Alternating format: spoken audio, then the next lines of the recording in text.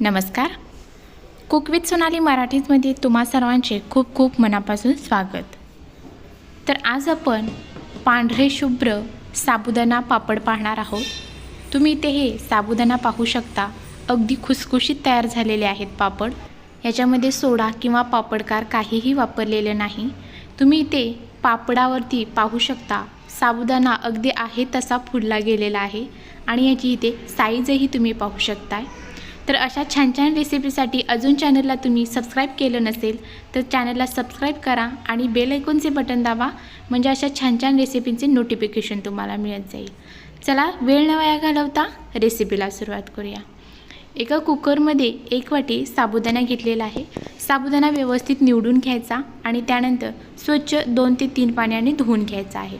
तिथे मी साबुदाणा स्वच्छ धुवून घेतलेला आहे. आता ज्या वाटीने साबुदाणा घेतला होता त्याच वाटीने इथे मी 3 वाटी पाणी घेतलेलं आहे. त्याचबरोबर चवीनुसार मीठ घालायचं आहे. कुकरला झाकण लावून मंद गॅसवरती कुकरच्या 5 शिट्ट्या काढून घ्यायच्या आहेत. कुकर गार झाल्यानंतर आपण इथे कुकर ओपन केलेला आहे आणि इथे तुम्ही पाहू शकता अगदी छान लोण्यासारखं जे हे साबुदाणा आहे तो शिजला गेलेला आहे, अगदी मऊसूत.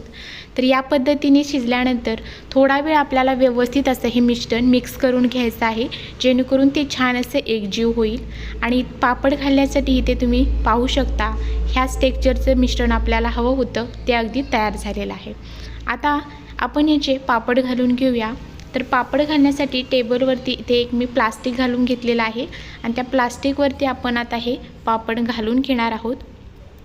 साबुदाणा पापड असो किंवा दुसरे कोणतेही पापड असो, थोडेसे जाडसरच आपल्याला हे पापड घालायचे आहेत, कारण पापड सुकल्यानंतर एकदम पातळ बनतात आणि आपण जेव्हा तेलामध्ये तळण्यासाठी पापड सोडतो तर ते पटकन करपण्याची शक्यता असते. त्याच्यासाठीच थोडेसे जाडसरच असे पापड घालून घ्यायचे, म्हणजे ते छान असे फुलले जातात आणि करपणारही नाहीत.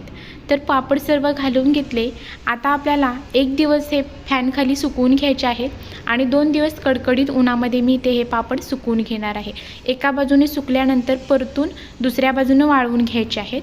तुमच्याकडे जर ऊन असेल तर 2 दिवस उन्हामध्ये छान हे कडकडीत पापड सुकून होतात.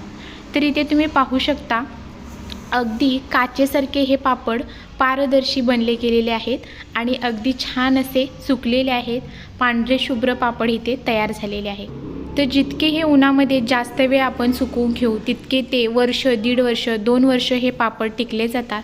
तर हे पापड आता आपण तळून पाहूया. पापड बनवतेवेळी तुम्हाला हवं असेल तर ह्याच्यामध्ये जिरे आणि चिली फ्लेक्स वापरला तरी चालेल.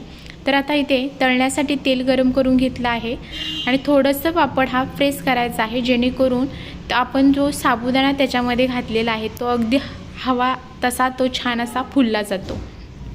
तर इथे तुम्ही पाहू शकता पापड व्यवस्थित असा तळला गेलेला आहे आणि परतून बघितलं तर तुम्ही इथे पाहताय साबुदाणा अगदी जशाच तसा आपल्याला इथं दिसत आहे, टम्म असा फुगलेला. तर इथे साबुदाणा तळून घेतल्यानंतर याची इथे साईजही तुम्ही पाहू शकता. मी सुरुवातीला ही पापडची साईज दाखवली होती. अगदी दुप्पट तिप्पट असा हा साबुदाणा फुलला गेलेला आहे.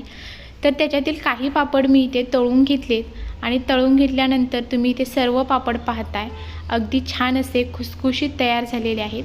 रेसिपी आवडली असेल तर चॅनलला सबस्क्राईब करा, बेल आयकॉनचे बटन दाबा, जेणेकरून अशाच छान छान रेसिपी तुम्हाला पाहायला मिळतील.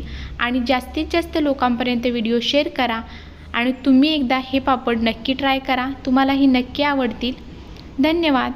भेटूया अशाच व्हिडिओसोबत. Bye bye.